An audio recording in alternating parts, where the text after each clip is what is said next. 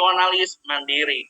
Kelima, nilai utama karakter bukanlah nilai yang berdiri dan berkembang sendiri-sendiri, melainkan nilai yang berinteraksi satu sama lain, yang berkembang secara dinamis dan membentuk lutan pribadi. Jadi tidak cukup hanya gotong royong saja atau religius saja, ya integritas saja, nasionalis saja, mandiri saja. Ini harus menjadi satu kesatuan, ya. Banyak yang misalkan salah satunya, contohnya misalkan terlalu religi, ya akhirnya jadi fanatik, ya mengidolakan salah satu misalkan ulama dan lain sebagainya, akhirnya ya menjadi radikalisme, ya yang segala cara, ya yang mampu tidak mampu, ya jadi harus bersinergi, ya atau harus saling berkaitan, ya. Kelima karakter tadi, nilai utama tadi ada gotong royong, religius, integritas, nasionalis, dan mandiri. Oke, next selanjutnya. Nah, nilai utama yang tadi adalah religius. Nah, seperti apa sih yang harus digali di dalam religius, ya? Mencerminkan keberimanan terhadap Tuhan yang Maha Esa, ya. Apapun agama kalian, tetap ya harus saling menghargai, harus saling toleransi, ya, harus saling bersahabat. Saya mah hanya dengan Muslim saja tidak bisa, atau saya dengan non Muslim saja tidak bisa. Ya, semuanya harus ya membina kerukunan. Salah satu karakter bangsa ini di Indonesia adalah Pancasila. Ya, kenapa? Kita terlalu banyak ini suku bangsa kita itu, kurang lebih ada beberapa ya ratus ini suku yang ada di kita. Di kita aja di Jawa ada suku Madura, suku Sunda, kemudian ada suku Jawa, ya, suku yang lain, ya, bukan suku kaki artinya, tapi golongan-golongan seperti itu. Nah, di Indonesia ya alhamdulillah gitu masih bisa rasa persatuan dan kesatuannya masih kuat. Makanya semboyan daripada kita adalah NKRI harga mati. Jadi persatuan harus selalu digalang. Contoh di negara-negara Timur Tengah itu kan banyak sekali golongan. Golongannya padahal hanya 3, tapi ribut terus, ya. Antara golongan Sunni, Syiah, dan lain sebagainya. Kita di Islam sendiri itu saja sudah ada mulai Persis, ya, Nahdlatul Ulama, Muhammadiyah, dan sebagainya. Alhamdulillah sampai saat ini kita masih bisa bertahan. Oleh karena itu, kalau Bapak tidak menyampaikan pada saat kegiatan MPLS ini, ya sangat salah sekali, karena kalian adalah penerus bangsa ini. Ya, jangan sampai kapanpun Anda harus menjaga kehormatan bangsa ini, ya, rasa persatuan dan kesatuannya, ya. Harus tumbuh pendirian ketulusan, percaya diri, ya, jangan saling membenci. Itu adalah nilai-nilai di dalam religius. Tidak memaksakan kehendak karena Muslim mungkin paling banyak, ya. Jadi memaksakan kehendak, ya, tidak seperti itu juga, ya. Kita harus menghargai minoritas kita yang non Muslim seperti itu.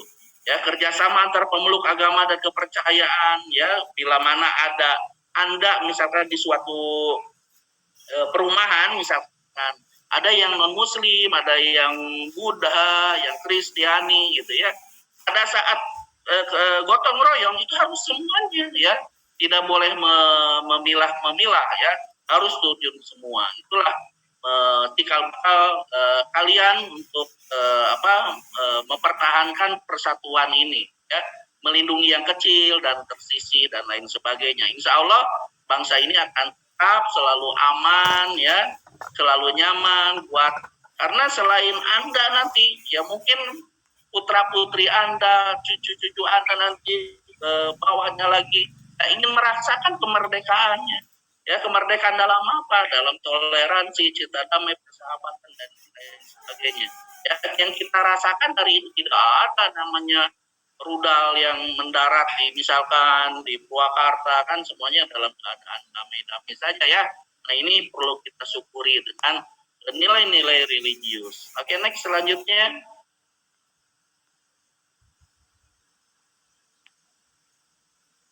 Oke, berikutnya adalah nasionalis. Nah, nasionalis menempatkan kepentingan bangsa dan negara di atas kepentingan diri dan kelompoknya.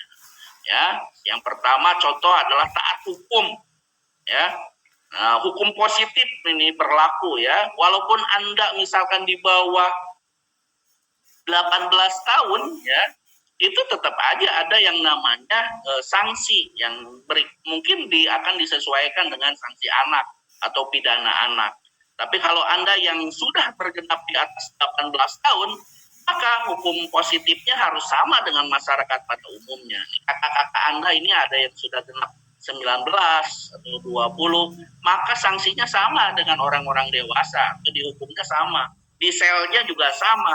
Tapi Anda yang masih belum 18 tahun, maka di selnya berbeda ya, atau di penjaranya berbeda dengan anak-anak lagi seperti itu. Tapi ya sangat tidak mengenakan lah bagi kita semuanya kalau misalkan di penjara atau ya berurusan dengan hukum.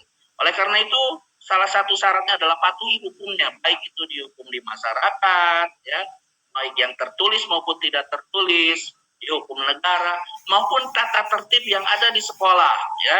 Jadi tolong ya untuk tata tertib nanti ada materi juga tentang sadar hukum ya, tata krama.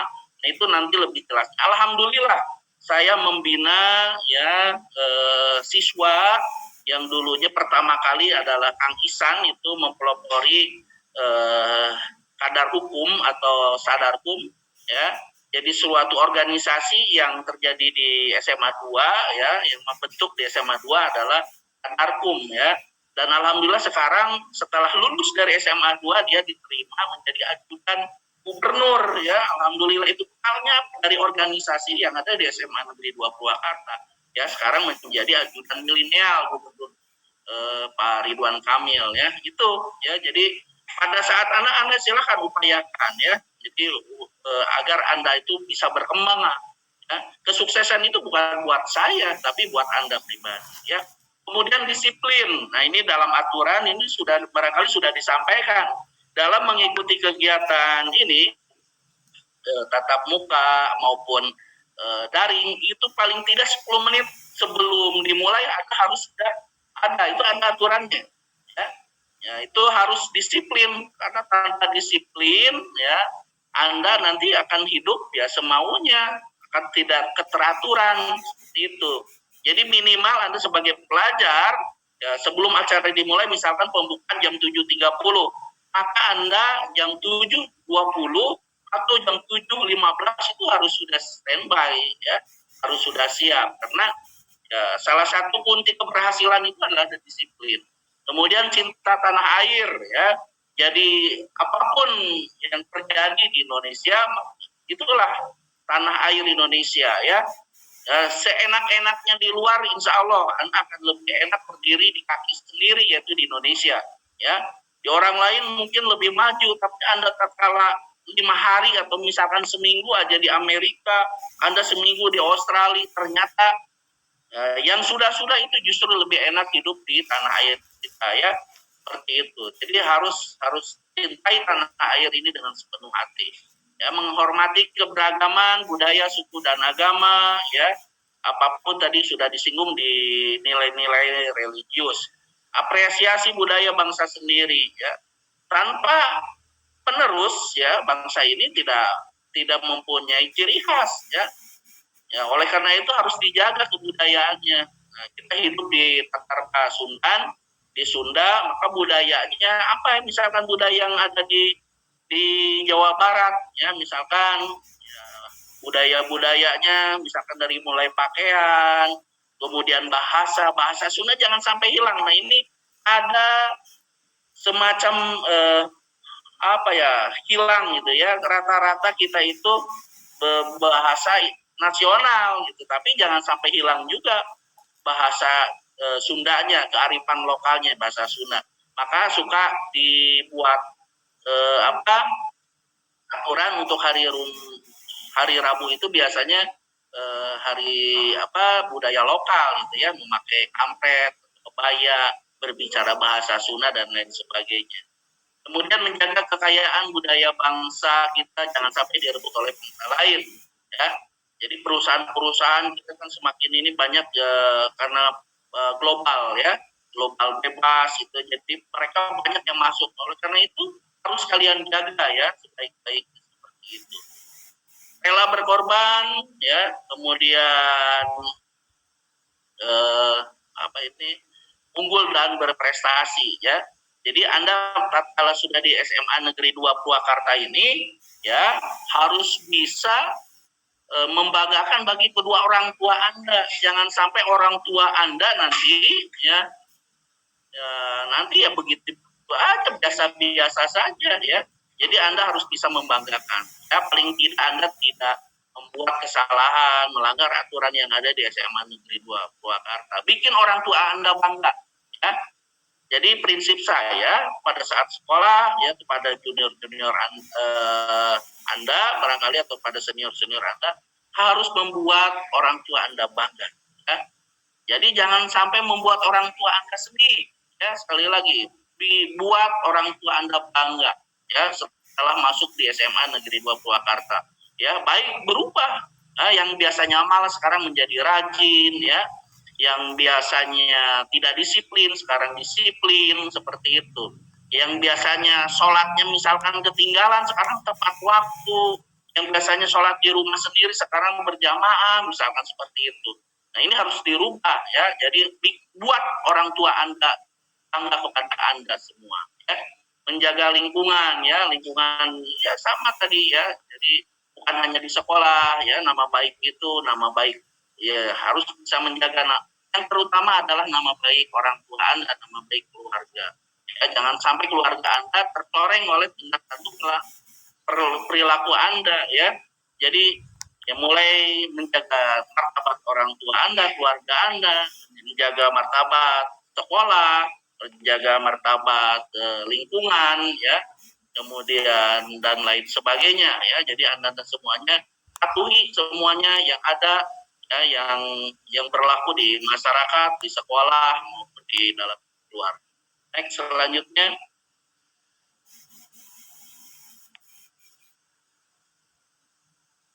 Nah, sekarang mandiri, karakter untuk mandiri ya. Tadi sebetulnya saling berkaitan, makanya dalam pembahasan ini kita bisa hanya mengandalkan salah satu begitu ya, etos kerja keras ya. Jadi nanti Anda pada saat belajar ya ingat ya tidak boleh ini ada hal-hal yang menjurus kepada korupsi. Ini saya sedikit saja nanti barangkali ada materi juga mengenai pendidikan anti korupsi. Nah ini korupsi itu adalah yang pertama adalah korupsi waktu. Ya, jadi Anda telat itu adalah mulai korupsi, belajar korupsi itu. Ya. Kemudian menjiplak atau mengcopy paste ya pekerjaan-pekerjaan orang lain. Nanti kalau misalkan diberi tugas ya oleh Bapak Ibu guru, Anda hanya tinggal copy paste ya, plagiat atau mencontek dan lain sebagainya itu adalah salah satu bentuk korupsi. Jadi Anda jangan sampai ya membuat korupsi sedini mungkin ya, jangan sampai Anda manusia yang unggul, siswa-siswi SMA Negeri 2 Purwakarta itu harus betul-betul mandiri ya, tangguh tahan banting ya, tidak boleh cengeng, tidak boleh bagaimana kalau Anda bermain game online atau bermain game aja kuat sampai misalkan tengah malam belajar aja kadang 10 menit, 15 menit, 30 menit Anda sudah mulai tidak karuan ya, pengennya main aja. Padahal ya, waktu itu kan terbagi 3 ya, ada untuk belajar, untuk istirahat, dan untuk beribadah seperti itu ya. Untuk main itu tidak boleh terlalu banyak, nantinya ya menjadi Anda tidak disiplin dan lain sebagainya ya.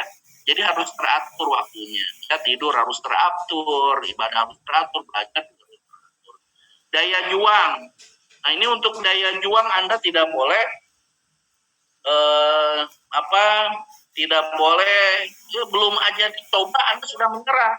Nah ini nih yang dimaksud dengan daya juang. Jadi Anda coba dulu, termasuk dalam tugas-tugas Anda nanti di dalam mata pelajaran ya, kerjakan dulu ya, prosesnya dulu silahkan ya, jangan lihat hasilnya ya.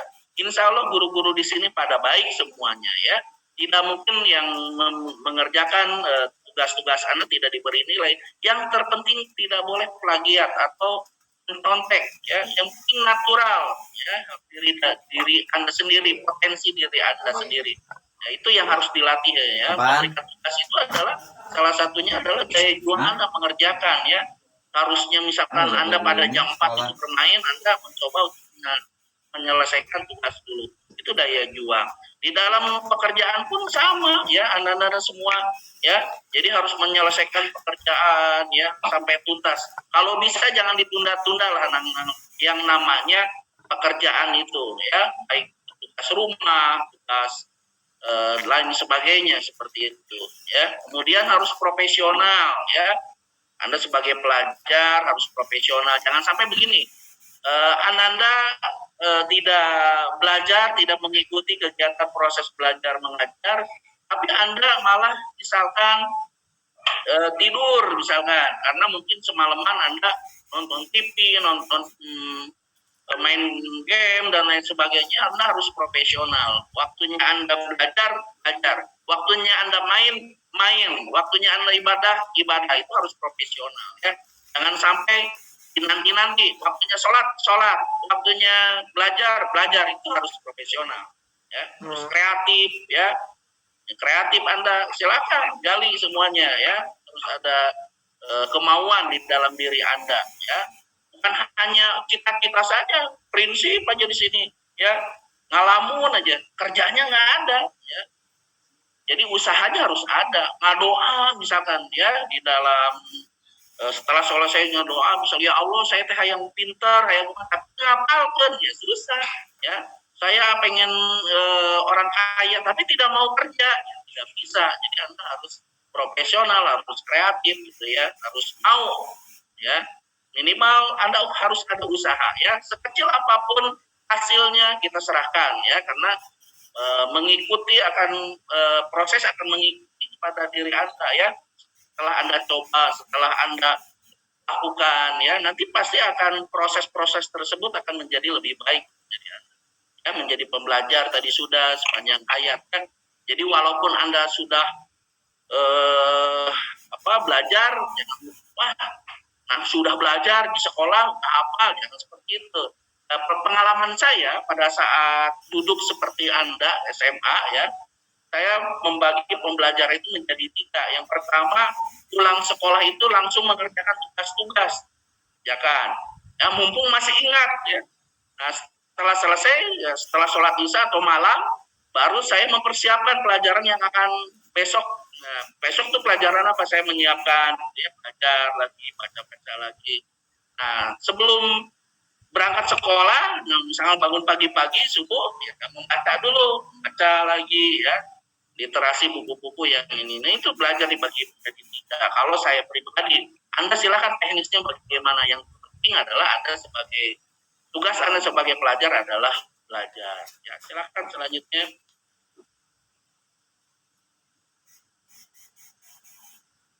Integritas, nah ini integritas adanya dalam self esteem atau kepercayaan diri. Ya, harus jujur tadi ya, harus jujur, keadilan, keteladanan, kesetiaan, ya, anti korupsi itu tadi sebetulnya sudah disinggung-singgung karena memang saling berkaitan ya. Jadi Anda sebelum menilai orang lain, nilai diri sendiri. Makanya ada cermin ya. Jadi Anda perhatikan diri sendiri, apakah Anda sudah rapi atau belum. Anda belajar berbicara itu depan cermin, silahkan ya. Bagaimana kali kalau Anda aja tidak percaya diri, pasti di depan cermin aja Anda sudah ketawa-ketawa ya. Belajar untuk berbicara di depan cermin ya. Caranya seperti itu. Bagaimana sih cara menggali potensi diri seperti itu ya. Ya itu caranya tadi, depan cermin berbicara, itu melatih untuk kepercayaan diri Anda ya. Kemudian penampilan, lihat rambutnya rapi atau tidak ya. Karena kalau menurut Anda sendiri tidak rapi, ya apalagi menurut orang lain seperti itu ya. Jadi lihatlah ya, yang bisa yang tahu karakter Anda lah sebetulnya diri Anda ya. Ya, makanya harus berusaha. Sebetulnya di dalam diri Anda sudah ada karakter ya, bisa menilai semuanya baik dan buruk. Kalau Anda misalkan ada uang jatuh, nah ini ambil atau tidak ya, diserahkan kemana atau dijajankan, itu sebetulnya di dalam hati sudah berperang ya, baik dan buruknya. Silakan Anda, semakin Anda tadi sekali potensinya religiusnya, nasionalisme pasti akan ada kepada karakter-karakter yang baik. Oke, selanjutnya ya, gotong royong semangat, harus gotong royong ya, menghargai kepada perbedaan yang tadi, inklusif ya. Inklusif itu ya Anda harus pandai-pandai bisa menempatkan diri ya, kemudian kerjasama, solidaritas, empati ya. Jadi kadang Anda semuanya karena berbeda mulai dari perbedaan suku, perbedaan agama ya, ini harus yang memang keadaan kita heterogen, ini memang anak-anak semuanya harus mampu berkolaborasi dengan siapapun ya. Di sini misalkan ada senior kita harus menghormati, ke bawah kita harus saling menghargai ya. Jadi istilahnya senior junior itu kurang tepat kalau menurut saya. Jadi kalau adik aja ya, harus saling mencintai, saling menyayangi ya. Jadi kalau adiknya salah itu jangan langsung dibentak ya, tapi dikasih tahu ya. Jangan ada apa dibully gitu, pendek, kamu si cangkung, kamu si gendut, misalkan dan lain sebagainya ya. Jadi semua itu harus saling menyayangi ya, harus saling menumbuhkan rasa kasih sayang antara satu dengan yang lainnya ya. Jangan sampai terjadinya diskriminasi, kekerasan ya, itu tentu berlawanan dengan hukum yang ada ya, baik di tata tertib maupun yang ada di hukum positif yang berlaku di masyarakat. Next selanjutnya.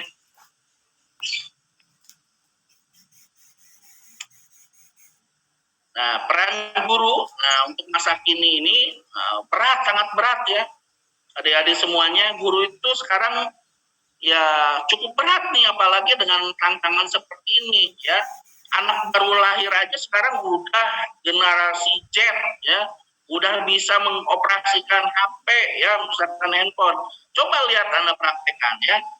Anak-anak yang di bawah 5 tahun aja sekarang udah bisa pandai main game online ya, mencari di YouTube, kadang WA aja udah mulai bisa.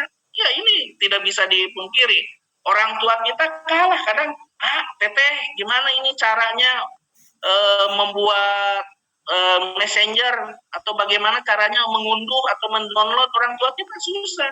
Ya, tapi anak sekarang mungkin lebih hebat daripada kita, usaha harus kursus dan lain sebagainya, akan tetapi ya itulah tidak bisa dipungkiri. Akan tetapi sekali lagi ini harus ada filter ya dalam menggunakan gawai ini ya. Jadi dalam menggunakan gawai ini bisa banyak mengandung kebermanfaatannya, tapi kemudaratnya juga ada ya. Jangan sampai Anda ya lebih banyak mudorotnya atau ketidakbermanfaatannya dibandingkan kemanfaatannya ya. Jangan banyak digunakan main game online-nya ini ya. Justru harus lebih baik banyak digunakan untuk mendukung proses pembelajaran ya. Jadi guru ini ya harus mampu menyampaikan mata pelajaran agar dimengerti dan dipahami anak didik, harus penuh inovatif ya. Jadi sekarang mah berbicara seperti ini aja udah mulai bosan ya. Kadang tutup aja ya, tidak mau ini mendengar ya. Anak sekarang kan banyak seperti itu, pengennya melihat, menonton, mendengar ya, yang ada di, bukan hanya didengar saja tapi ada yang dilihat juga ya. Jadi makanya guru-guru inovatif sekarang harus membuat sebuah video ya, membuat desain sedemikian rupa supaya kegiatan belajarnya menarik ya. Harus menjadi penjaga gawang. Guru membantu anak didik untuk mampu menyaring pengaruh negatif. Ini bagaimana nih caranya, yaitu seorang guru harus aktif di media sosial juga. Lihat nih siapa, misalkan ada Raden ini Aulia Al-Jahra misalkan nih. Raden, ini sedang apa nih, saya lihat membuat status, membuat combro misalkan, ini ya nggak apa-apa, positif. Tapi membuli atau dan lain sebagainya nih ya, sekali lagi ya, yang namanya media sosial itu langsung cepat ya, jadi hati-hati dalam menggunakan gawai atau media sosial atau smartphone ya. Jangan sampai anak-anak semuanya berurusan sekali lagi dengan hukum ya, hukum positif ya kan, karena ada undang-undang IT kalau sekarang ya. Jadi statusnya bisa saja di screenshot atau bisa saja di download ya, apa-apa saja yang Anda kemukakan di media sosial seperti itu. Dan kemudian ada fasilitator, guru mampu membantu anak didik dalam proses pembelajaran menjadi teman, diskusi, dan bertukar pikiran. Ya, jadi guru itu jangan semuanya serba tahu, karena guru juga ada salahnya. Oleh karena itu, silakan Anda bertukar pikiran, ya, diskusi, ya. Jadi guru itu mungkin hanya lahir lebih dulu daripada Anda, tapi ilmu terkadang lebih update Anda, ya, seperti itu. Oleh karena itu ya saling kolaborasi antara guru dengan siswa, guru dengan orang tua, ya, dan sebagainya harus sama ya. Jadi kalau ada kesulitan itu ya harus saling komunikasi, ya, jangan sampai menjudge atau apa istilahnya mencap gitu ya, guru kebisaeun, dia jangan, ya disampaikan saja kalau kesah sarannya kepada wali kelas Anda bahwa ada beberapa hal yang memang perlu dikritisi dan lain sebagainya ya, termasuk Anda semuanya ya. Gurunya menyampaikan si ini jarang hadir, jarang absen ya, tugasnya sama, suka mengcopy paste dan lain sebagainya. Ini guru pasti menyampaikan kepada orang tua Anda ini ya. Jadi menyampaikan kepada orang tua Anda bahwa anaknya melakukan seperti ini ya. Ya itu adalah suatu bentuk timbal balik antara guru dengan orang tua ya, orang tua dengan Anda dengan guru dan demikian.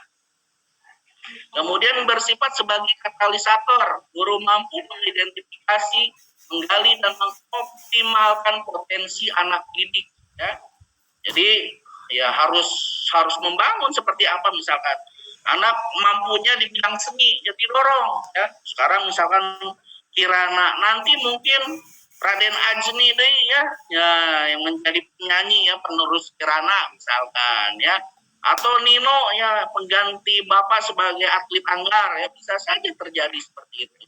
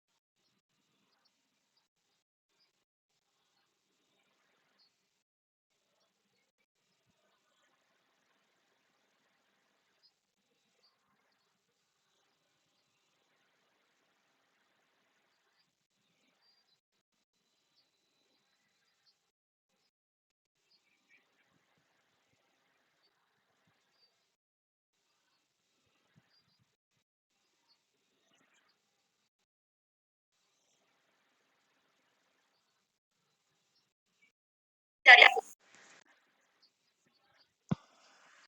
Yuk.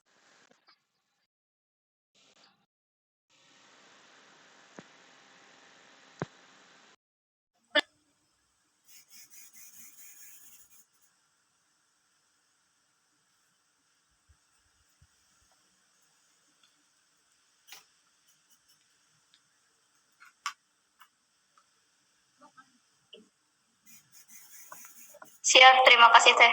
Siap, terima kasih Teh. Terima kasih Teh. Terima kasih.